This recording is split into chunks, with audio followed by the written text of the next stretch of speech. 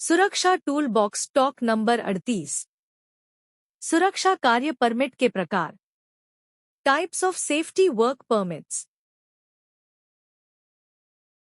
सुरक्षा कार्य permit safety work permit उन प्रक्रियाओं और दिशा निर्देशों का हिस्सा होते हैं जो किसी कार्यस्थल पर सुरक्षा सुनिश्चित करने के लिए बनाए जाते हैं। इन्हें कार्य शुरू करने से पहले लिया जाता है ताकि यह सुनिश्चित किया जा सके कि कार्य सुरक्षित रूप से हो। सुरक्षा कार्य परमिट कई प्रकार के हो सकते हैं, जिनमें से कुछ प्रमुख प्रकार नीचे दिए गए हैं। एक hot work permit, hot work permit. यह परमिट उन कार्यों के लिए आवश्यक होता है जिनमें आग, ऊष्मा या चिंगारी उत्पन्न हो सकती है, जैसे वेल्डिंग, कटिंग, ग्राइंडिंग या सोल्डरिंग। हॉट वर्क परमिट का उद्देश्य कार्यस्थल पर आग लगने के जोखिम को कम करना है। इस परमिट के तहत आग बुझाने के यंत्र, फायर वॉच, आग की निगरानी और अन्य सुरक्षा उपायों का पालन किया जाता है। 2. Cold work permit, cold work permit. यह परमिट उन कार्यों के लिए जारी किया जाता है जिनमें कोई आग, ऊष्मा या चिंगारी उत्पन्न नहीं होती। इस परमिट में सामान्य मरम्मत, रखरखाव, सफाई और निरीक्षण कार्य शामिल होते हैं। कोल्ड वर्क के तहत खतरे की पहचान, उपकरणों की सुरक्षा और सुरक्षित कार्य प्रक्रियाओं का पालन सुनिश्चित किया जाता है। 3. Confined space entry permit, confined space entry permit. यह परमिट उन कार्यों के लिए होता है जहां संकुचित या बंद स्थानों में प्रवेश करना पड़ता है, जैसे कि टैंक, पाइपलाइन या भूमिगत संरचनाएं। ऐसे स्थानों में घुटन, ऑक्सीजन की कमी, विषैली गैसें या अन्य खतरनाक स्थितियां हो सकती हैं। इस परमिट के तहत ऑक्सीजन स्तर की जांच, गैस डिटेक्टर का उपयोग और आपातकालीन बचाव प्रक्रियाओं का पालन किया जाता है।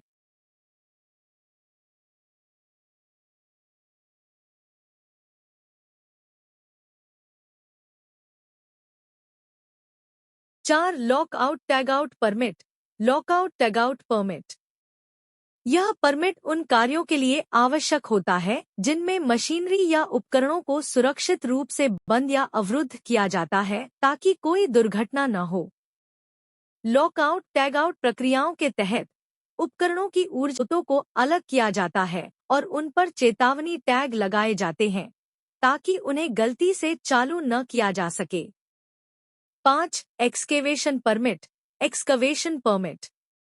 यह परमिट खुदाई कार्यों के लिए जारी किया जाता है, जैसे कि गड्ढे खोदना, ट्रेंच बनाना या भूमिगत पाइपलाइन बिछाना। खुदाई के दौरान भूमि धंसने, भूमिगत सुविधाओं जैसे गैस पाइपलाइन, बिजली केबल को नुकसान पहुंचने या अन्य खतरों का जोखिम होता है। इस परमिट के तहत खुदाई क्षेत्र की जांच, सुरक्षा बैरियर और निगरानी क्रियाओं का पालन किया जाता है।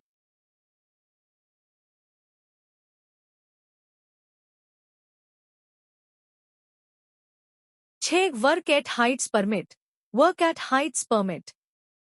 यह परमिट उन कार्यों के लिए जारी किया जाता है जो जमीन से एक निश्चित ऊंचाई पर किए जाते हैं, जैसे कि छत पर काम करना, ऊंची इमारतों पर पेंटिंग करना या टॉवर निर्माण। ऊंचाई पर काम करते समय का जोखिम होता है। इस परमिट के तहत सेफ्टी हार्नेस, गार्ड रेल्स और अन्य ऊंचाई से सुरक्षा उपायों का पालन किया जाता है। 7. Radiation work permit, radiation work permit. यह परमिट उन कार्यों के लिए होता है जहां रेडिएशन का उपयोग होता है, जैसे कि एक्सरे मशीन, गामा किरणें या न्यूक्लियर ऊर्जा उत्पादन। रेडिएशन से जुड़े खतरों के कारण यह परमिट आवश्यक होता है। इसके तहत रेडिएशन क्षेत्र की सीमाएं, सुरक्षा शील्डिंग और डोज मॉनिटरिंग जैसे उपाय किए जाते हैं।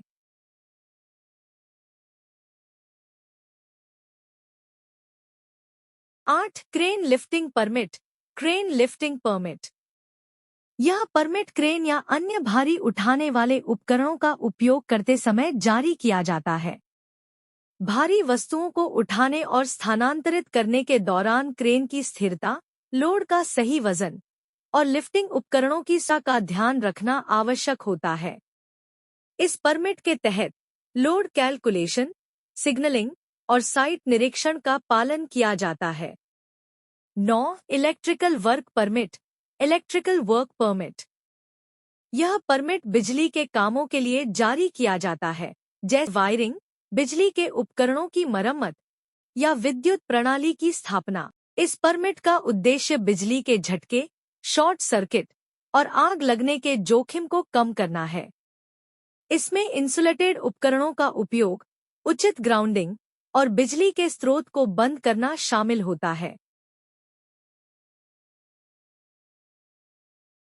10. Hazardous Chemical Handling Permit, Hazardous Chemical Handling Permit। यह परमिट उन कार्यों के लिए होता है जिनमें खतरनाक रसायनों का उपयोग या हैंडलिंग शामिल होती है, जैसे कि विषैली गैसें, एसिड या ज्वलनशील पदार्थ। इस परमिट के तहत रसायनों की पहचान, सुरक्षा उपकरणों का उपयोग और इमरजेंसी रिस्पांस प्लान का पालन सुनिश्चित किया जाता है। ये सभी सुरक्षा कार्य परमिट कार्यस्थल पर संभावित खतरों को नियंत्रित करने और कर्मचारियों की सुरक्षा सुनिश्चित करने के लिए आवश्यक होते हैं। धन्यवाद।